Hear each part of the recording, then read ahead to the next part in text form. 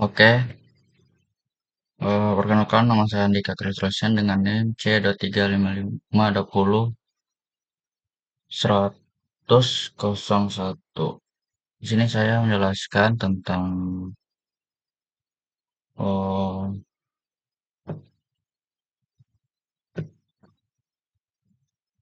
tentang implementasi desain dan manajemen keamanan jaringan.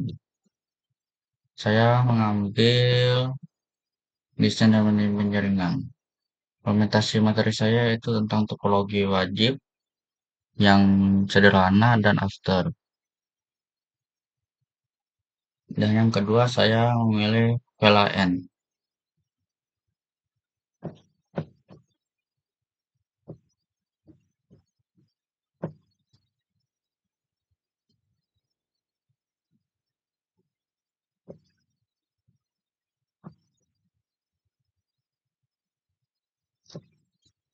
Oke, di sini saya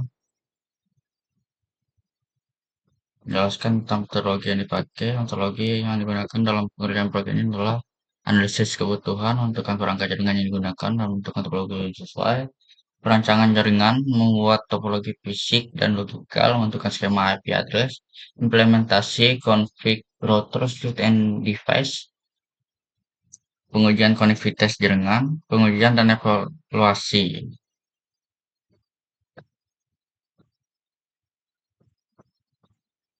Eh, di sini sudah ada switch, di sini ada router, switch, PC1, C0, printer. Ini topologi wajib dengan IP address 192.168.171, subnet 255.0, gateway-nya tidak ada. Di sini VLAN-nya cukup satu saja, 192.168.1.2. Dan dilanjutkan dengan PC0, PC1, dan printer ini saya menggunakan 10, 20, 30 dengan gateway dari router. Oke, kita ke implementasi kedua. Implementasi kedua ini PLN ID. PLN ID ada 10 dengan yang tadi 10, 20, 30. Nah, PLN admin user printer yang admin berfungsi sebagai administrator jaringan, user pengguna umum, dan printer sebagai printer jaringan. Ini IP address-nya 10, 20, 30.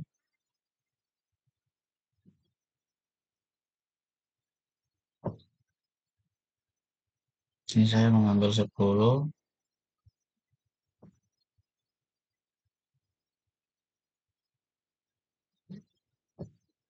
Ini 1. Ya, 1.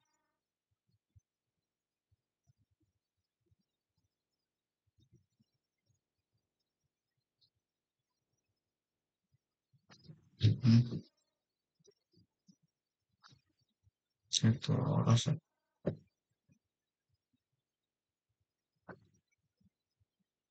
Ya, 1. Nah, oke. Di sini kita melakukan konfigurasi PLN pada switch. Mulai dari konfigurasi T, mulai dari enable, konfigurasi T, PLN 10.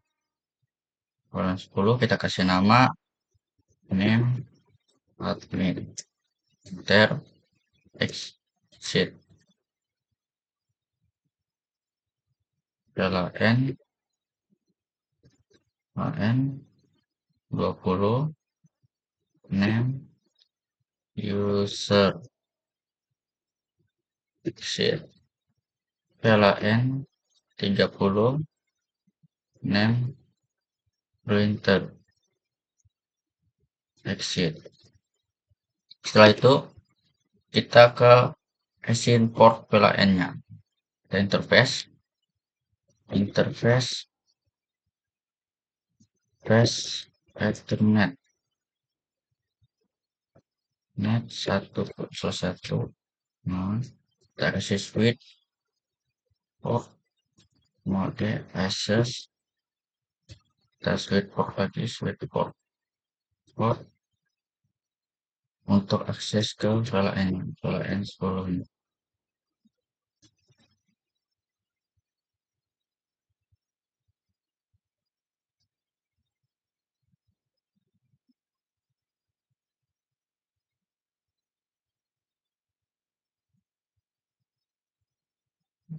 Lanjut ya, no shutdown reset. Kita lanjut ke interface 2/1 interface flash Ethernet 2/1 switch port mode access, switch port mode access VLAN 20. No shutdown set. Kita lanjut ke interface 3/1 flash Ethernet 3/1 port mode access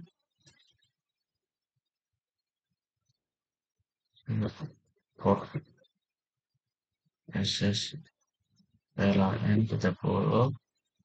Kita konfigurasi 0/1 nya ke mode terang, interface flash Ethernet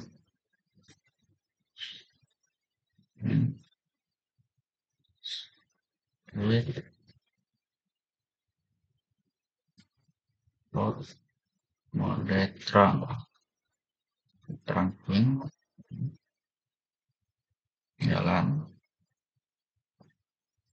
Setelah itu kita konfigurasi di routernya, enable. Aduh, lihat lagi nih guys, tunggu dulu.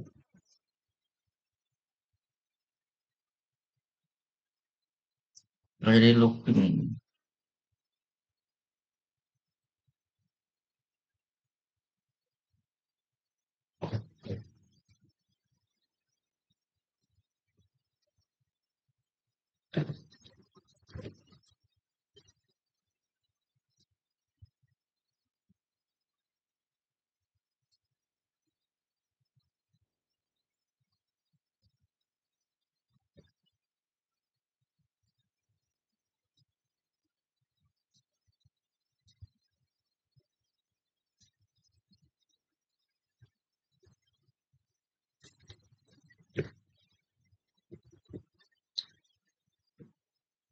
Banyak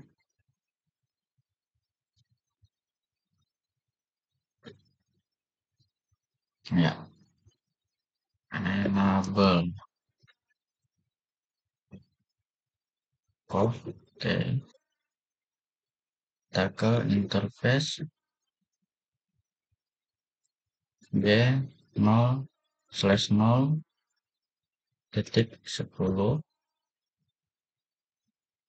encapsulation dot 1Q10.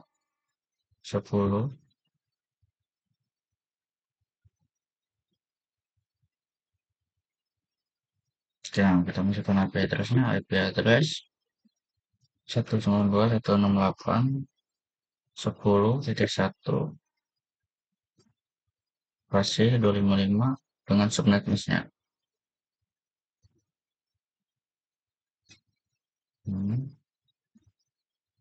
No shutdown set.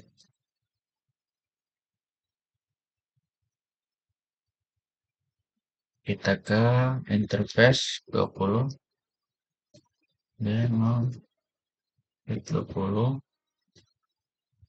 encapsulation dot satu view 20 IP address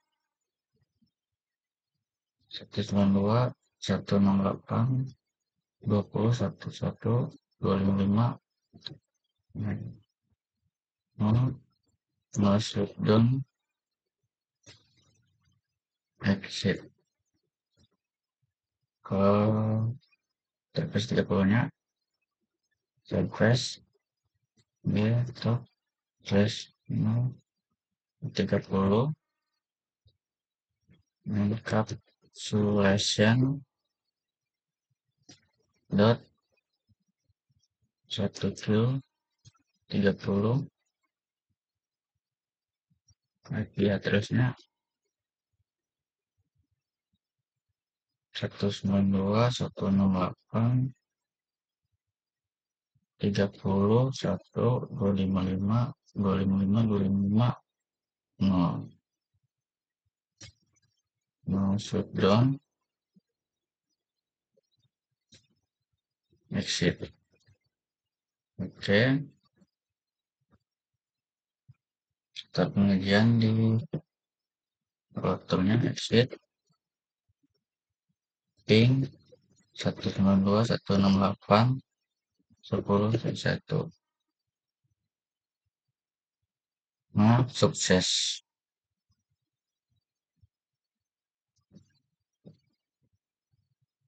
Analisis hasil implementasi ini aspeknya terdiri dari segmentasi jaringan, keamanan, manajemen, skalabilitas. Sebelum itu, before-nya itu tidak ada, segmentasi jaringannya tidak ada, keamanannya rendah, manajemennya sangat sulit, dan skalabilitasnya terbatas. Sesudahnya, afternya ada VLAN, segmentasi ada VLAN, keamanan lebih aman, manajemen mudah, skalabilitas fleksibel.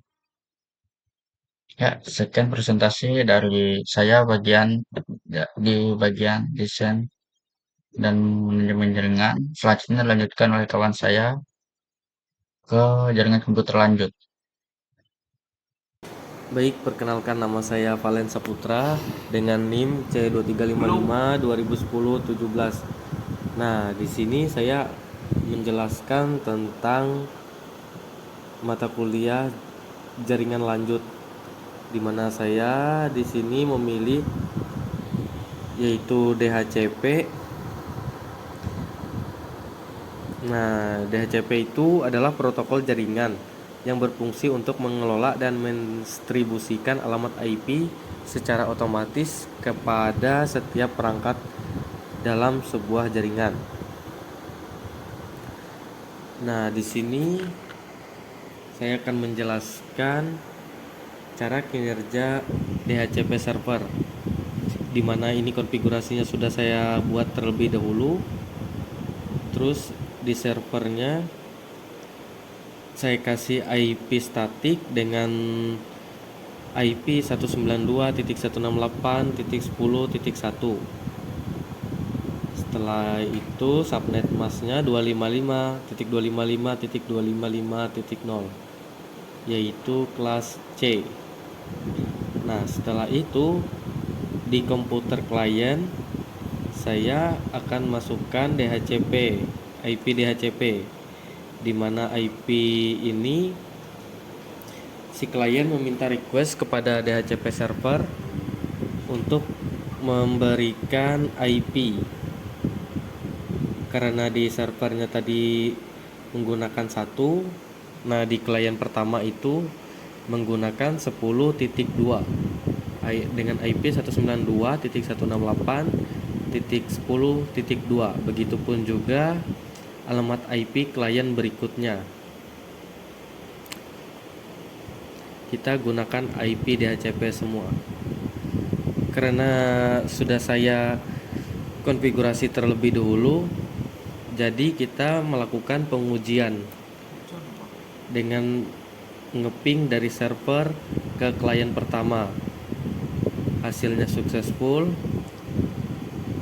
Terus dari server ke PC klien berikutnya semuanya sukses, dan ngeping dari klien ke klien pun juga sukses.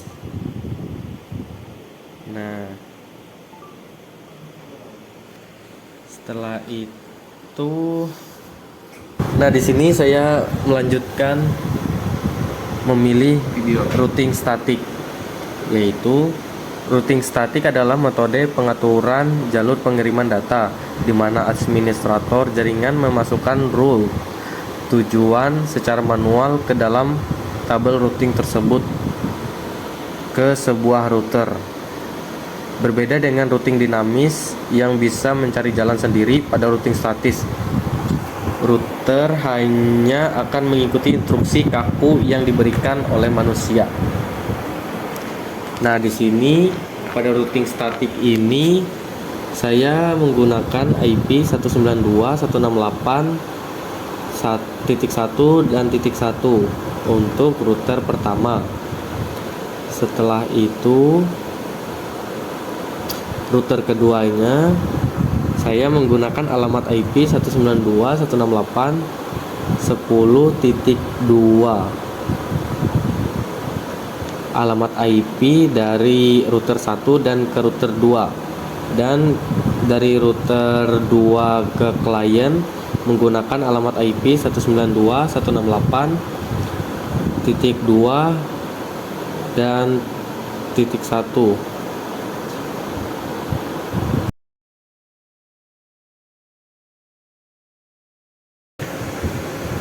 Nah,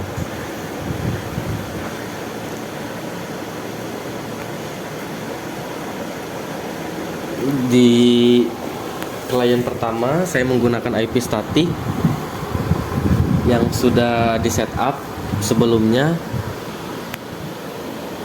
yaitu 192.168.1.2. Begitupun juga klien yang kedua. Terus pada router 2, kliennya saya gunakan IP address 192.168.2.2. Jadi perbedaannya di kelasnya di IP router 2-nya itu 168.2.2, dan klien router pertamanya itu 168.1.1 dan .2. Di sini sudah saya konfigurasi di awal. Sekarang kita mencoba ngeping dari klien pertama ke router pertama, sukses. Terus dari router kedua ke router pertama ke router kedua juga sukses. Router kedua ke klien kedua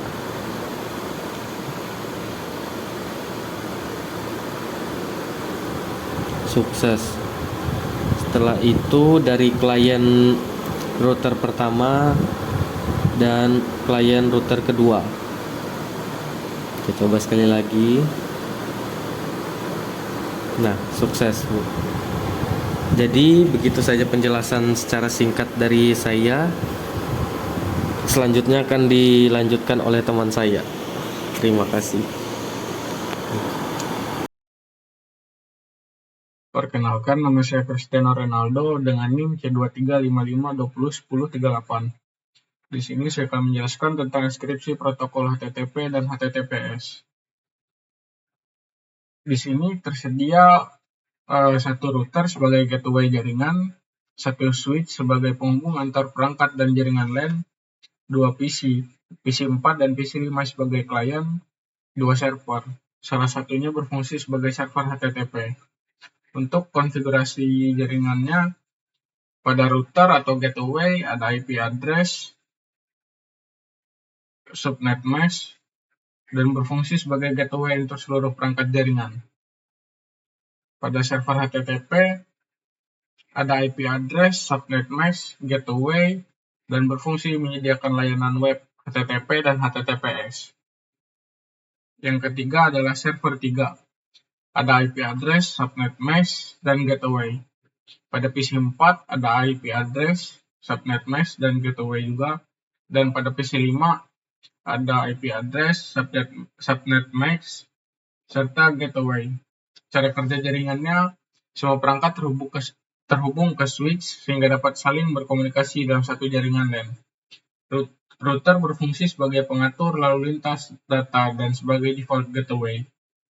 PC klien dapat mengakses server HTTP menggunakan browser dengan memasukkan alamat IP server. Komunikasi antar PC dan server dapat diuji menggunakan ICMP atau ping yang terlihat berhasil pada bagian simulasi. Contohnya seperti ini. Maka akan muncul hasil sukses pada bagian di bawah ini.